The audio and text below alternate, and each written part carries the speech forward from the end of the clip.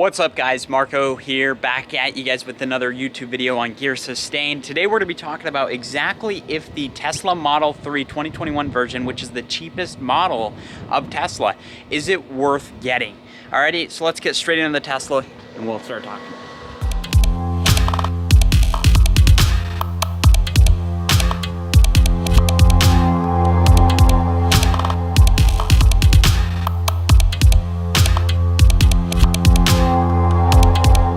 What's up everybody, it's Marco here back in the Tesla, and today, like I said in the intro there, we're going to be talking about exactly if it's worth getting the cheapest Tesla model, because I picked up this Tesla from Denver, if you guys didn't check out the previous video, and it's the standard plus edition Tesla Model 3.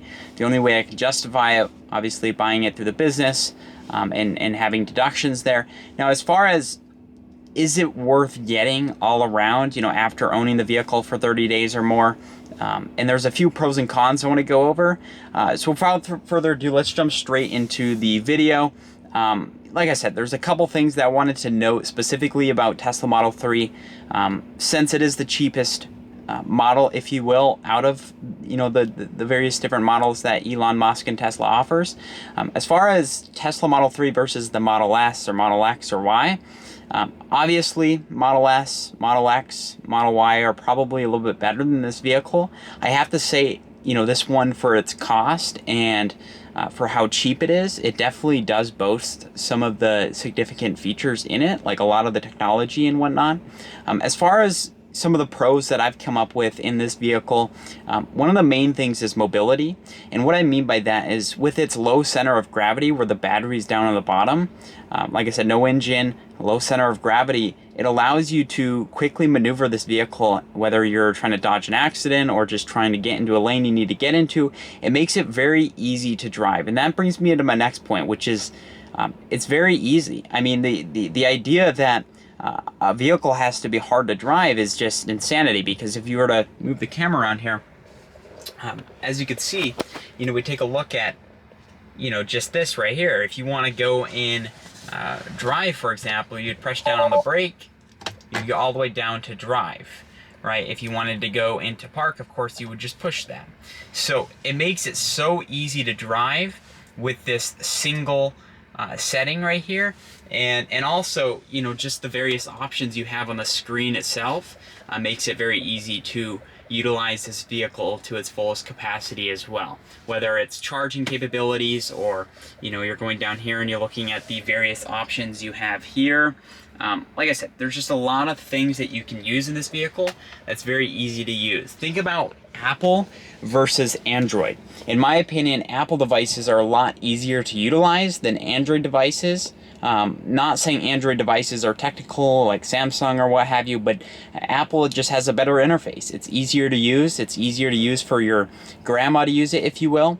And that's what I like to think of a Tesla. It's easy to use. Less things can go wrong with it. Simply get in the vehicle. You don't even have to twist a key. You just simply start going. So with that being said, that's a massive pro. I mean, you know, going from engine or internal combustion engine to, you know, no engine with just, you know, a click of a button, you're in drive. That's just tremendous, and that was mind-boggling in my head. Now, as far as the last pro that I kind of looked at was no engine. So with no engine, and obviously there's a battery and motors, but there's less things that can go wrong. You know, as you probably know, unless you get a brand new vehicle from the dealer, there's going to be things that go wrong with your vehicle. Like my old vehicle, you know, I had a transmission problem, and, you know, obviously you can have motor and other related issues with Teslas, but at the price that you can get this vehicle for, the Tesla Model 3 Standard Range Edition, you know, there's significantly less things that can go wrong than an internal combustion engine, just inherently, because, you know, there's less moving parts, if you will.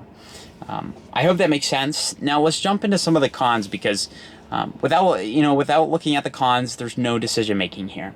And the first thing I have for you is horrible mileage. You know, if you haven't checked out my previous video about, you know, traveling in the Model 3, make sure you check that out. But if we go to like mileage, for example, and right here it's about 90% full, 85% full, and it's at 233-mile range.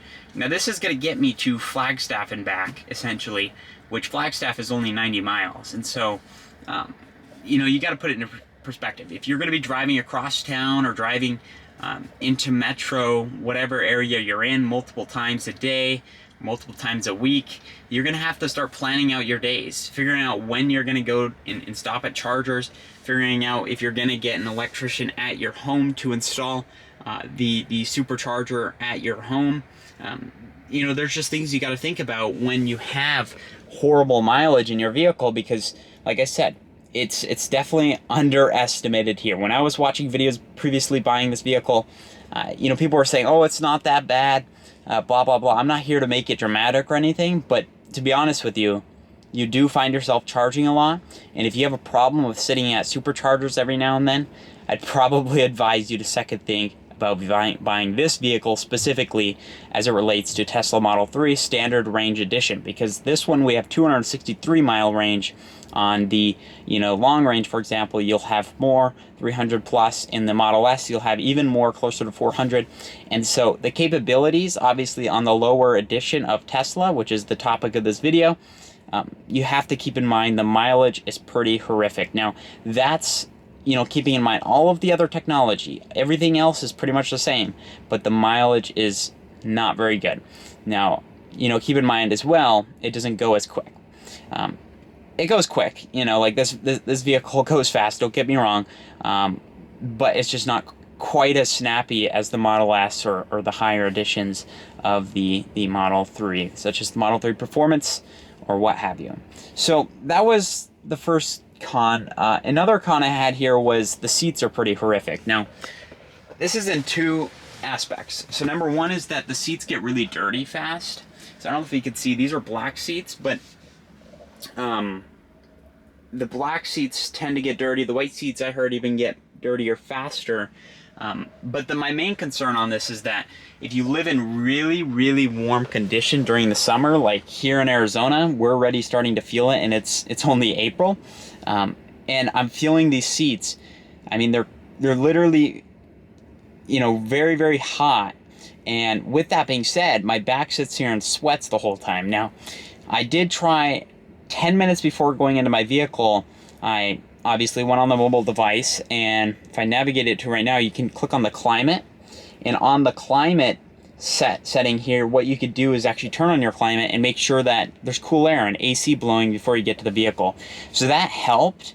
However, these seats are simply leather, and you can't, I mean, they simply don't breathe any air. In your back, you know, let's say you're wearing a long sleeve shirt or, you know, dress clothes or what have you, you are inevitably going to start, you know, sweating on the back or, you know, on your bottom there, because simply these seats don't have any air conditioning coming through them.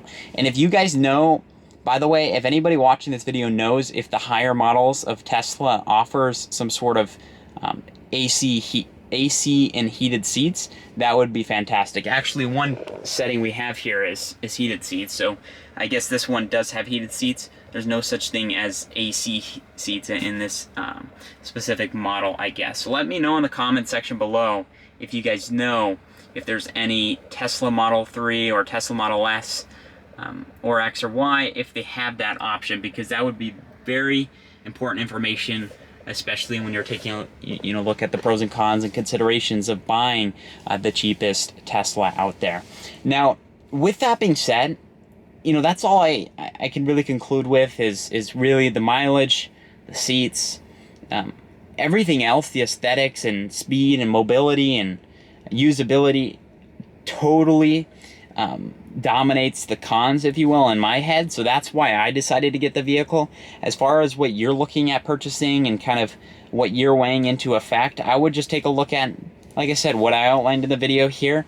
And obviously it's a whole... It's a values priority list as well, because if you value your seat being, you know, cool versus, you know, having this lower model or, you know, having the less mileage, if that's not an issue in your circumstance, then go ahead and get the vehicle. So I just wanted to outline that. That's based on my specific circumstance myself. I don't drive too often, so the mileage isn't a massive issue, and that's why I ended up getting this vehicle, you know, based on the cost and everything.